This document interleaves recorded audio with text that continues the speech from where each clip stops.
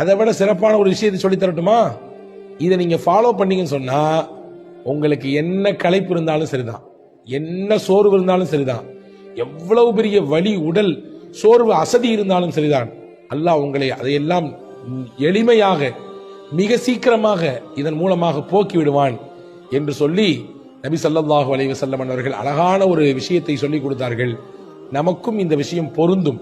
நபிகள் சொன்னார்கள், ஃபாத்திமா அம்மாவுக்கும் அலி ரலியல்லாஹுக்கும் சேர்த்தே சொன்னாங்க, நீங்கள் உங்கள் வேலையெல்லாம் முடித்து இரவு படுக்கைக்கு உறங்க வந்தால் நீங்கள் உங்கள் படுக்கையிலே உட்கார்ந்து கொண்டு சுபஹானல்லாஹ் 33 முறை சொல்லுங்கள், அல்ஹம்துலில்லாஹ் 33 முறை சொல்லுங்கள், அல்லாஹு அக்பர் 34 முறை சொல்லுங்கள். இதை சொன்னீர்கள் என்றால் நன்மைக்கு நன்மையாகவும் ஆகிவிட்டது. உங்கள் உடலில் அன்றைய பொழுது நீங்கள் செய்த வேலை, உங்கள் பணி, அதன் மூலம் ஏற்பட்ட களைப்பு, சோர்வு, அசதி, இது அனைத்தையும் போக்கக்கூடிய ஆன்மீக மருந்து இது என்று பெருமானார் ஸல்லல்லாஹு அலைஹி வஸல்லம் சொல்லி கொடுத்துட்டு போனாங்க.